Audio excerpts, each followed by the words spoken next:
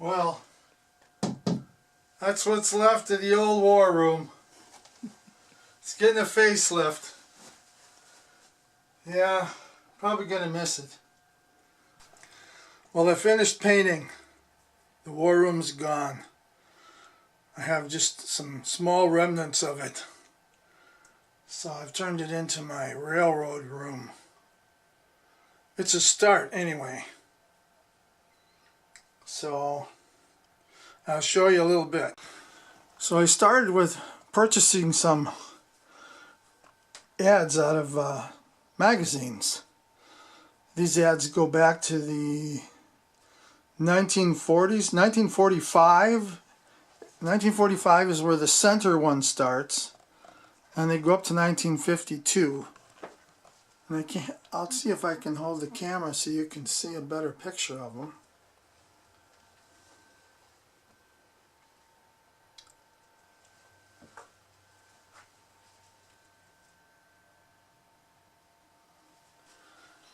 And then I collected a couple of matchbook covers. This one there. That's just a logo. There's no significance to that really. There's another matchbook cover.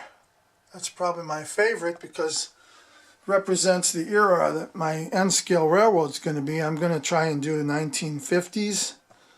So 1952 is my goal, so I'll be able to represent the late 40s and the 50s up probably into the real early 1960s.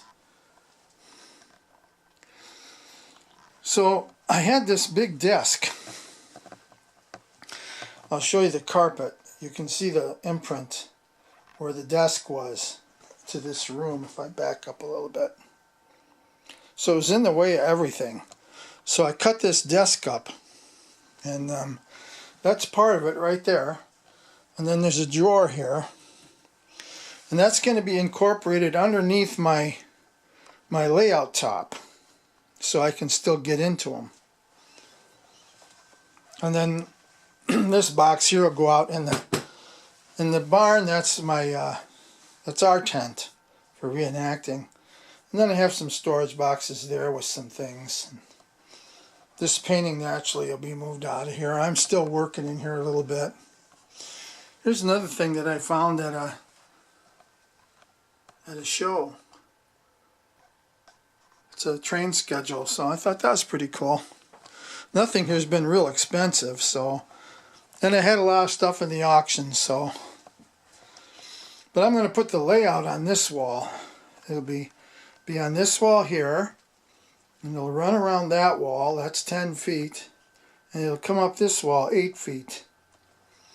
So I'm just screwing around, but this is kind of what I thought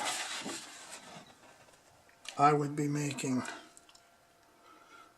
I don't know if you can see that. That gives me an idea of how big I'm going to make this. I probably won't make much more of a plan until I get my table built. So if I swing around this way, pretty much that side of the room is the same. You'll see the curio cabinets on that wall. That curio cabinet was over there where that desk is now.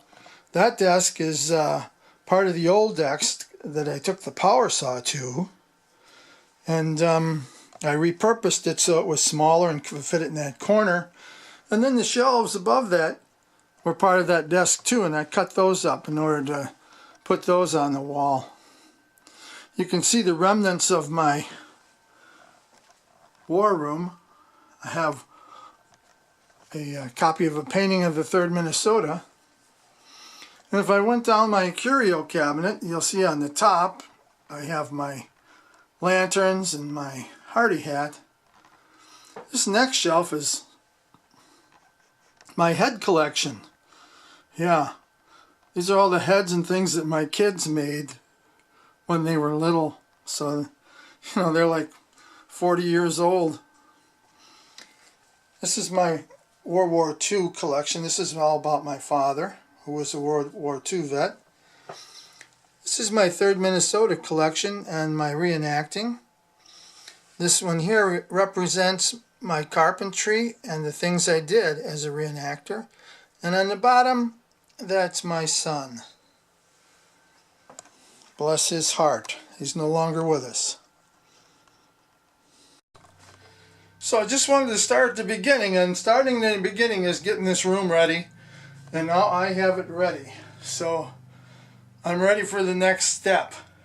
So won't be long and I'll be doing something in here. I've already taken the measurements, and you know, you saw that little plan. So when I get ready to build this, I'll invite you in to watch.